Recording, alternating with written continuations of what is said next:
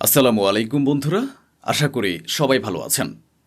ইরানের পার্লামেন্টের একজন সদস্য এমন একটি বক্তব্য দিয়েছেন যার পর এটা স্পষ্ট হয়ে গেছে যে ইরান আমেরিকার হুমকিতে মোটেও ভয় পাওয়া দেশ নয়, বরং এবার ইরানও পুরোপুরি প্রস্তুত।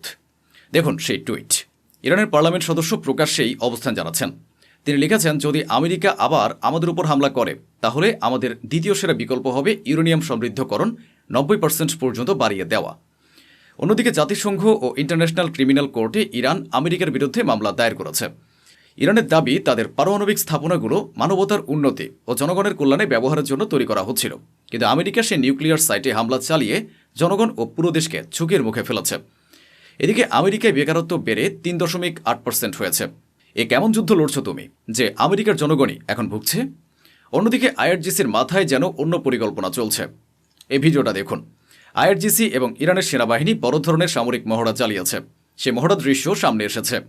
ইরান সেখানে তাদের সব ধরনের সামরিক শক্তি ও সক্ষমতা প্রদর্শন করেছে। ইরান শত্রুপক্ষকে ইঙ্গিত দিচ্ছে যে তারা সব দিক থেকে যুদ্ধের জন্য প্রস্তুত।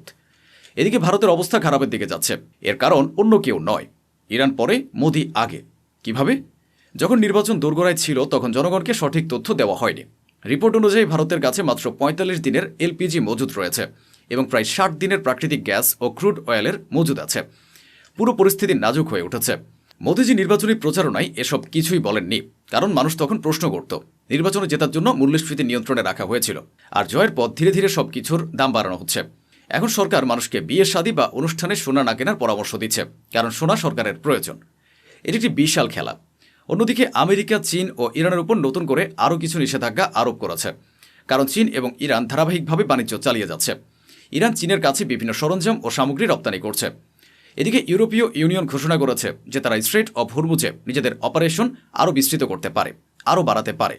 আগে ইরানের বিরুদ্ধে সরাসরি যুদ্ধে নেওয়ার সাহস ছিল না, আর এখন পরিস্থিতি কিছুটা সহজ হতে দেখেই যুদ্ধে জড়ানোর কথা বলা হচ্ছে।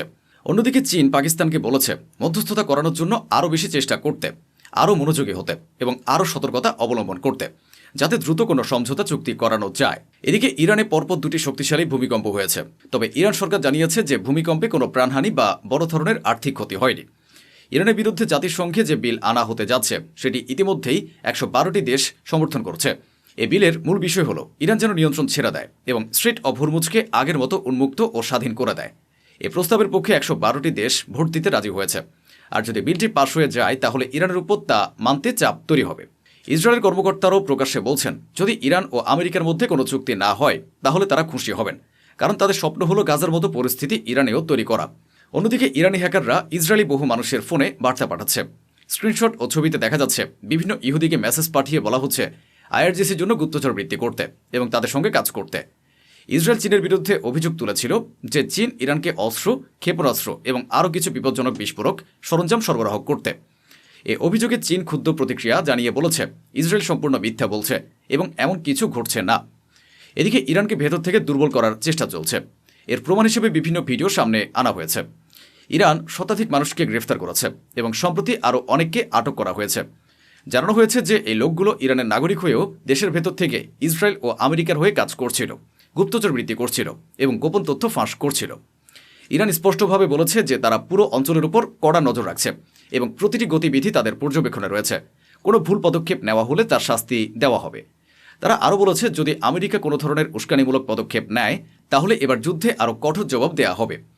অন্যদিকে আমেরিকা তাদের রিজার্ভ তেল ভান্ডার থেকে 53 মিলিয়ন ব্যারেল তেল ছাড়ার প্রস্তুতি নিচ্ছে, কারণ আমেরিকার ভেতরে পেট্রোল ও ডিজেলের দাম আকাশ ছোঁয়া হয়ে উঠছে। ইরানের পার্লামেন্ট স্পিকার লিখেছে যে আমেরিকা যেন দ্রুত তাদের 14টি শর্ত মেনে নেয়। যদি আমেরিকা সেই শর্ত না মানে তাহলে আমেরিকার ভেতরে যে মূল্যস্ফীতি দ্রুত বাড়ছে তা আরও বেড়ে যাবে। এদিকে ডোনাল্ড ট্রাম্প সংযুক্ত আরব আমিরাতের প্রেসিডেন্টের সঙ্গে ফোনে কথা বলেছেন। বিশ্বের সবচেয়ে বড় খ্রিস্টান ধর্মীয় কেন্দ্র হল ভ্যাটিকান সিটি। এটি খ্রিস্টান সম্প্রদায়ের জন্য বিশেষভাবে নির্ধারিত একটি রাষ্ট্র। সেখানে পোপ লিও যেভাবে ডোনাল্ড ট্রাম্পকে প্রকাশ্যে সমালোচনা করেছেন, তার ফলে ট্রাম্প ও পোপের মধ্যে উত্তেজনা তৈরি হয়েছে এবং এখনও তা রয়েছে। এমন পরিস্থিতিতে ভ্যাটিকান সিটিতে অবস্থিত ইরানের দূতাবাসের রাষ্ট্রদূতকে ডেকে সর্বোচ্চ কূটনৈতিক সম্মাননা প্রদান করা হয়েছে। এর মাধ্যমে পোপ লিও ইঙ্গিত দিয়েছেন যে তাদের চিন্তাধারা ও অবস্থান এখন কার পক্ষে। নরওয়ের ডেপুটি পররাষ্ট্রমন্ত্রী ইরান সফরে গেছেন। তিনি ইরানের বহু জ্যেষ্ঠ নেতার সঙ্গে বৈঠক করেছেন। এমন অনেক দেশ আছে যারা আগে ইরান থেকে দূরত্ব বজায় রাখত, কিন্তু এখন সম্পূর্ণ উন্নত করার চেষ্টা করছে। আমেরিকার প্রতিরক্ষামন্ত্রী বলেছেন যে তাদের কাছে কৌশল প্রস্তুত রয়েছে যদি কোনো চুক্তি না হয় এবং আলোচনা ব্যর্থ হয় তাহলে তারা বড় ধরনের হামলার জন্য প্রস্তুত। ইসরায়েলে নিযুক্ত আমেরিকার রাষ্ট্রদূত নিজে নিশ্চিত করেছেন যে যুদ্ধ চলাকালে ইসরায়েল তাদের আয়রন ডোম প্রতিরক্ষা ব্যবস্থা সংযুক্ত আরব আমিরাতে পাঠিয়েছিল এবং সেগুলো পরিচালনার জন্য নিজেদের সেনাও পাঠিয়েছিল। মনে করা হচ্ছে এর মাধ্যমে ইউএই ও ইসরায়েলের সম্পর্ক আরও শক্তিশালী হবে। অন্যদিকে আমেরিকার সংবাদপত্রগুলো ধারাবাহিকভাবে আমেরিকার বিভিন্ন দুর্বলতা ও তথ্য প্রকাশ করছে। এতে ডোনাল্ড ট্রাম্প ক্ষুব্ধ হয়ে আবারও টুইট করেছেন এবং নিজ দেশের গণমাধ্যমের উপর রাগ ছেড়েছেন। তিনি বলেছেন মিডিয়া দেশদ্রোহিতা করছে এবং মিথ্যা প্রচার করছে যে যুদ্ধে ইরান জিতেছে। ট্রাম্পের দাবি জয় তো আমাদেরই হয়েছে, এরা গাদ্দার, এরা শত্রুপক্ষকে বিজয়ী বলে প্রচার করছে। এরপর এক বিশাল চাঞ্চল্যকর তথ্য ফাঁস হয়েছে। জানা গেছে যে পাকিস্তান গোপনে ইরানকে তাদের বিমানবন্দরের এলাকা ব্যবহার করতে দিয়েছে। এমন একটি জায়গা দেওয়া হয়েছে যেখানে ইরান নিজেদের দেশ থেকে যুদ্ধবিমান সরিয়ে এনে পাকিস্তানে মোতায়েন করে রেখেছে, যাতে আমেরিকা ও ইসরায়েলের নজর থেকে সেগুলো লুকিয়ে রাখা যায়। শুধু তাই নয়, রিপোর্ট অনুযায়ী ইরান আফগানিস্তানের ভেতরেও তাদের বিমানগুলো লুকিয়ে রেখেছে। আমেরিকার এক সিনেটর এ নিয়ে ক্ষোভ প্রকাশ করেছেন। ভিডিওতে দেখা যায় তিনি বলেছেন পাকিস্তান ইরানের বিমান রাখার জন্য জায়গা দিয়েছে, তাহলে তারা কিভাবে নিরপেক্ষ মধ্যস্থতাকারী হতে পারে? আমাদের এখন অন্য কাউকে মধ্যস্থতাকারী হিসেবে দরকার। পাকিস্তান আমাদের সঙ্গে বিশ্বাসঘাতকতা করেছে।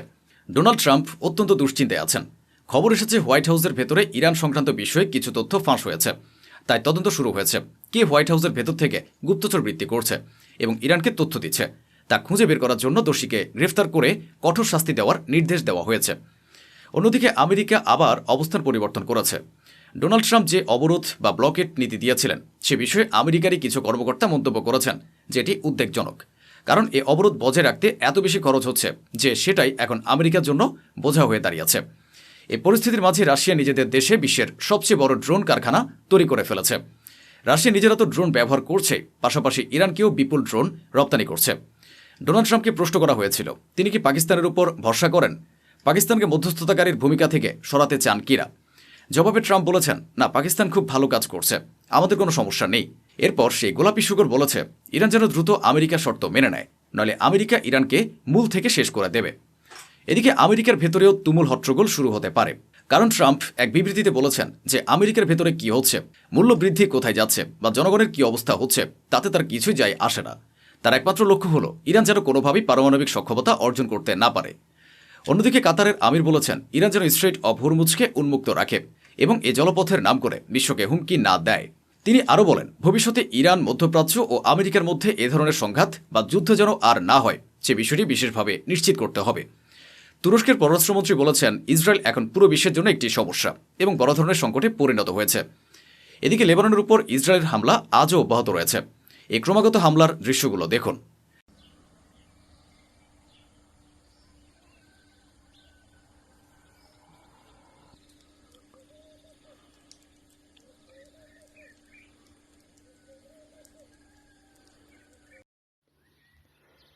ايوه هيدي من هون.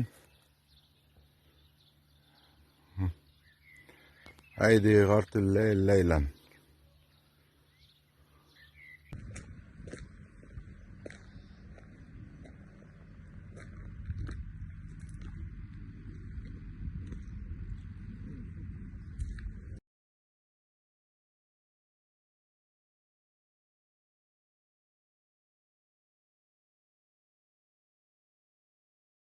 টানা হামলার ঘটনাগুলো সামনে আসছে। এ হামলায় লেবাননের 2 জন প্যারামেডিক নিহত হয়েছেন। বলুন তো, কোনো আরব দেশ আজ লেবাননের হয়ে কথা বলছে? ইসরায়েল প্রতিদিন $500 করে মজুরি দিয়ে কিছু শ্রমিককে লেবাননের ভেতরে তাদের বাড়িঘর ভাঙার কাজে ব্যবহার করছে। আপনারা কি কিছু করতে পারছেন? লেবাননে ইসরায়েলের দখলদারি চলছে। অন্যদিকে ইসরায়েল গাজাতেও আবার বিমান হামলা ও বোমাবর্ষণ চালিয়েছে। এতে অন্তত 1 জন নিহত হয়েছে বলে জানানো হয়েছে। গাজার ভেতরে মৃত্যুর মিছিল ক্রমাগত বাড়ছে। মধ্যপ্রাচ্যে ইসরায়েল এবং আমেরিকা হলো শান্তির শত্রু। তো বন্ধুরা, এই ছিল আজকের আয়োজন, যা স্বচ্ছভাবে আপনাদের সামনে তুলে ধরা হলো। আশা করি আমাদের এই প্রচেষ্টা আপনাদের ভালো লেগেছে। অসংখ্য ধন্যবাদ। সুস্থ থাকুন, ভালো থাকুন।